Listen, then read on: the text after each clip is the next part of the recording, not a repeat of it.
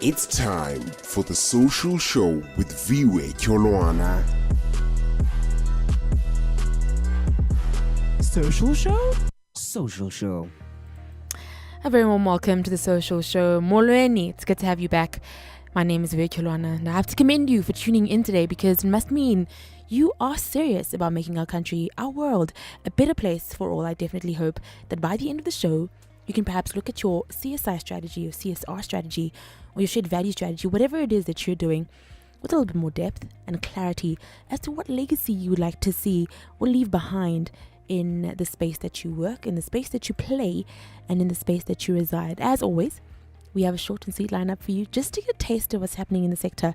Obviously, it's Friday, so I'm not going to bombard you with much. But if you have anything you'd like for us to know on the show, please do so on our Twitter and Facebook page, which is brandlive.co.za. I would be more than happy to hear your views on all that we discuss on the shows. And without giving too much away, let's head straight into the headlines.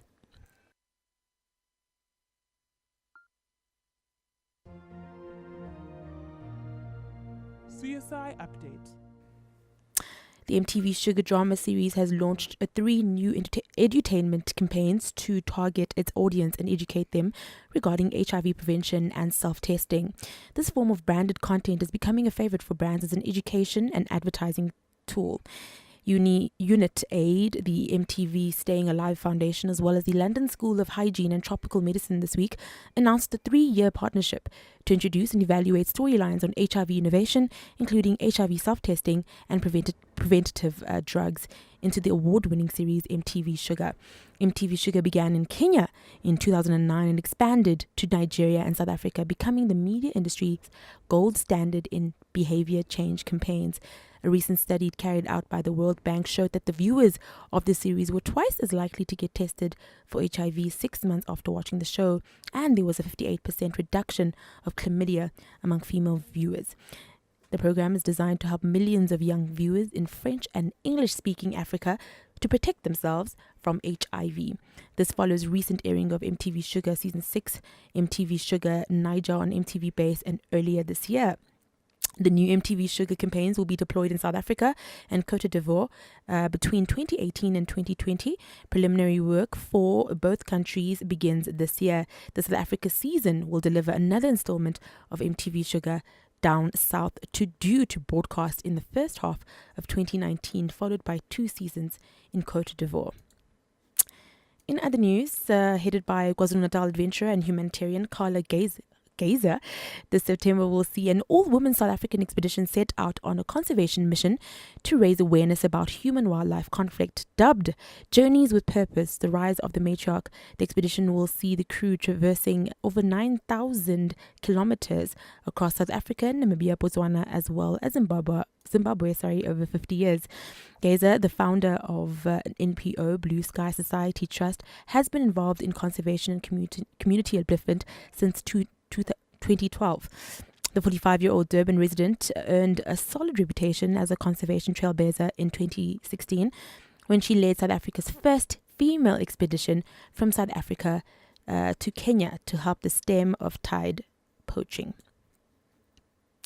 And lastly, in our news, the UN Information Center in Lagos, in collaboration with the Nigerian Environmental Society, recently held a dialogue session focused on Sustainable Development Goal 13. Take urgent action to combat climate change and its impact. It formed part of the UNIC Lagos monthly SDG dialogues, attracting over 100 environmentalists, climate change activists, private sector representatives, academia, and other stakeholders. The theme was combating climate change and its impact in Nigeria. In its lead paper, a senior research fellow at the Center for Environmental Studies and Sustainable Development in Lagos State University, Dr. Ahove Michael, advocated for the establishment of a climate change vision with timelines and high level of community buy-in, excellent climate change governance and behavioral change amongst the people. And that concludes our news for today. There is no doubt that quality education can help reduce poverty, foster economic prosperity, improve health and well-being. It can help a person to understand this world better or build a base for the future. It's clear, it's simple, education is important. However, today there are places around the world where 14 students share just one book. Girls simply drop out because there are no toilets in schools. Today, 58 million children are denied the basic right to education. Those children did not even have a choice, but you do. When I was 5 years old, I was an annoying kid, playing all the time and asking my mom to buy me that toy or that toy. And I always wondered why my dad can do the same. Why he needs to spend his time like doing boring things like waking up in the morning very early or coming back late at night. But you know, time have changed. From 2007 to 2012, the number of unemployed people has increased from 170 million to 202 million. And 75 million young people just like me are currently unemployed. So I guess that my father, he had an easier time finding a job. But we can change that.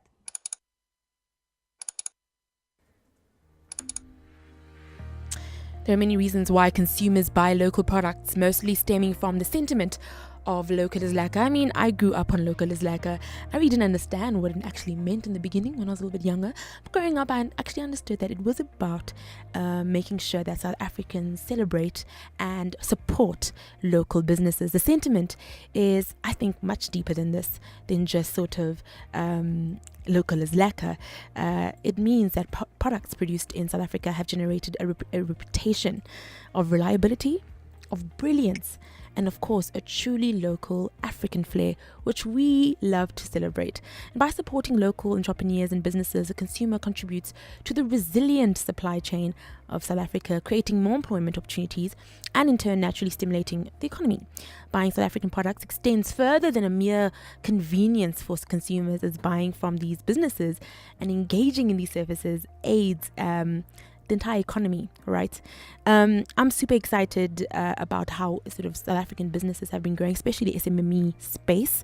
More people are venturing into local businesses. In fact, yesterday I was at a great event called Pink Power, and it's obviously commemorating Women's Month. But what I loved about the speakers that were there, a lot of them, they didn't just look for people in boards or people in corporate spaces. They also looked at come up females, and it was a very interesting story about how this really I think very successful woman in corporate space sort of left everything behind and went into the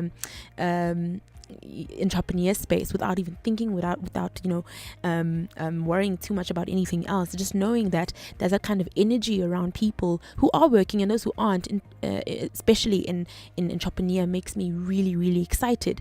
And because of this, and because of the rise of this, and because of this sort of decrease in fear, I think it just sort of opens up the reasons as to why we should be supporting local businesses, because we are supporting people, relinquish their fears. We are supporting people, with ideas. We are supporting innovation, and we are literally growing our own economy in our backyards.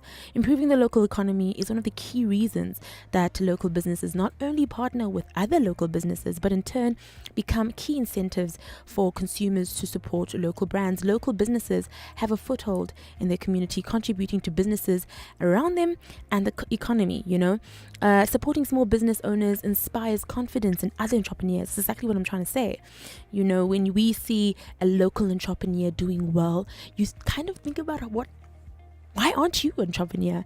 I mean, I've met so many amazing people who have started from ground up, and I'm always thinking, man, I understand that they went through, I understand the story, I understand that it's not as easy as it looks, but if he can do it, or if she can do it, I'm sure, if I put my mind to it, I can. There's definitely sort of a confidence that it puts into not only just the economy, but also in just people and their ideas. Taking pride in smaller businesses and not solely relying on larger chains and multinational corporations places an invested confidence in local talent, and that's what we need. That's where South Africa is right now. Local talent is really starting to pick up slowly. In South Africa, small local businesses are the largest employers of local job seekers, providing jobs to residents of their communities in need. Definitely, I've seen this in the space that I work in Malville, where you see these really small local spaces, getting a lot of startup offices, or they really are trying to make sure that even if it's a small community, that there is space for people who want to service the community in a different way and makes a little bit of money out of that. And there are many proudly South African brands in 27 Boxes alone, and shops just in my vicinity of Melville all the way up to Cresta, all the way. You just see a lot of startups, and I'm very excited about where it's going to go. So I think it's very important that when we start shopping and start thinking about things that we need in our house, in our lives, and from a clothing perspective to a food perspective, that we actually consider local, even from a real corporate level. You know, I think a lot of the time corporates really want to partner with companies that are in the same league as them, but I definitely think I'm seeing a difference in that. I'm seeing more and more big companies supporting smaller companies, and instead of looking at them as just competition, they really are putting them at the forefront and really helping them out. I'm not saying it's happening enough, but I definitely think that more companies are taking a chance and taking a leap with smaller companies who may understand their consumers a little bit better, because they are in these spaces, they are in the community, they were once consumers, they live in South Africa, you know, so it's got its perks. So today I'm just gonna sort of highlight a few local brands that exist in South Africa that are local, that I really love. If you have any that you're thinking about raising, or you want me to speak to somebody who's doing really well, please send me an email at press@social-tv. Also, the Pink Power story I was telling you about with the lady who is now an entrepreneur in luxury brands is going to be up on our platform www.social-tv.co.za. I had to plug that in because you can't miss that story. It's going to be a nice one. So I'm going to start off with this one that I think is pretty cool, right? It's called Mami Wata. Now, Mami Wata is a local South African surf brand making waves across the country, honestly. The name means a Mother Ocean in West African Pidgin, which celebrates Africa and some of the treasured gifts given to us, namely sort of nature and surfing. I know a lot of the times when you think of Africa and surfing, you don't really find the connect, but believe me, there are African people who can surf and who enjoy it. And with the kind of coastline that we have, the kind of beaches that we have, rightfully so, they should be.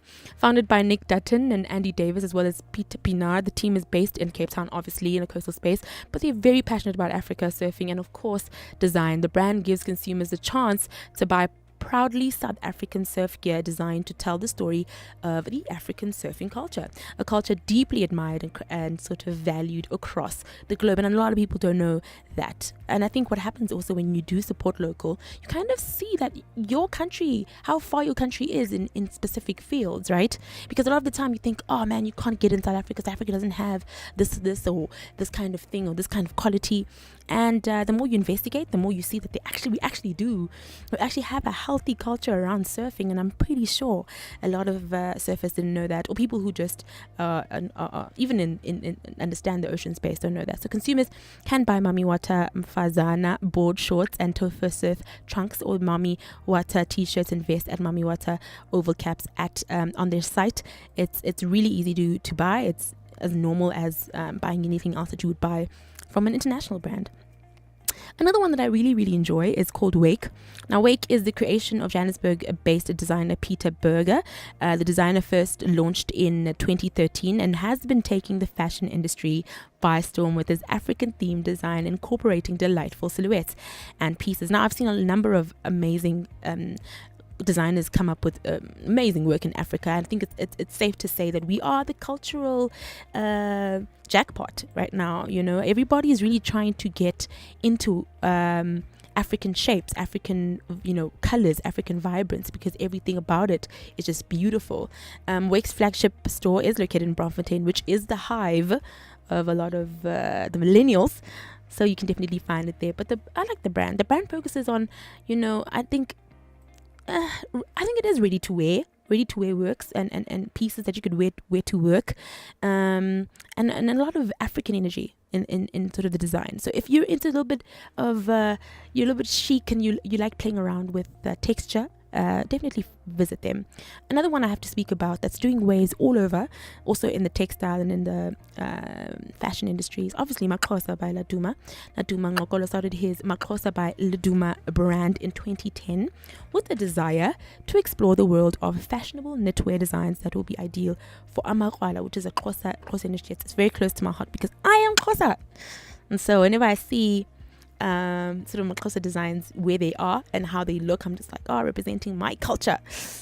But anyway, designs are a result of Laduma's desire to create clothing that showcase modern knitwear for men and women who prescribed by tradition to dress up for 6 months before the traditional manhood initiation. Now, the aim was to develop premium and comfortable knitwear that celebrated the tradition and the Xhosa aesthetics. The brand emphasized the traditional Xhosa beadwork, the patterns, the colors, the symbolism on modern knitwear and items. And I think it's a brilliant brand. Very, very beautiful kind of styling, pattern, and I'm sure that the quality, even when I just look at the pictures, it looks yummy. So if you are looking for a brand that is internationally recognized but local, Maxhosa is the one for you. Another one which I found is Quench. Now, this is something that works really well if you're an online guru, and in an age of sort of the online space, very convenient. But it is an alcohol delivery app. As times change, so does our time for activities such as shopping, right? And the recently created app, which was started by 3 Stellenbosch students, was launched in the student town of Stellenbosch and has since expanded to Atlantic seaboards of Cape Town. This is what I'm talking about when I say local is lekker. You find these really amazing small tech designs that you really didn't think existed. And I think it's a great one because a lot of the time people want to drive, they've been drinking in these drive and they want to go get alcohol somewhere, and it's really, really, really not a good idea, obviously, to drink and drive. But I think this sort of Quench idea allows people to have a good time in the comfort of their home, and then they can just sort of get stuff the same way you'd get a hot dog or whatever it is people order. Trying not to order out, so I haven't ordered out in a while. So whatever it is that you order, it's sort of the same sort of thing. It's called Quench. You can find them. I'm sure they have an app store in your app store on your phone or whatever the case may be. But the question still remains, I suppose: is local really lekker? Have you had a great relationship or a great experience rather with a local brand that you really loved and then you wanted to buy something from? Let us know on brandlive.co.za. Let us know on Facebook. Let us know what you think about the idea that local is lekker. What do you think about supporting entrepreneurs? What has been your problems? What have been your highs and your lows? If you are an entrepreneur getting into this space, has there been a great support from the people that you are targeting, or is it just a matter of luck? Let me know on Brand Live on our Twitter page, brandlive.co.za, as well as on our Facebook page, or you can just send me an email at press.social-tv.co.za. We're going to take a short break, and after this we're going to end off the show with things to remember. What kind of things does a child deserve to have in his or her tiny hands? Probably a candy or a toy, or even better, a book and a pen. But what if this pen gets replaced by a gun? Imagine the horror of violence and abuse children are facing every day and the kind of future we are building for them. In fact, 300,000 children are still working as militants in conflicting areas all around the world. They did not have a choice, but you do.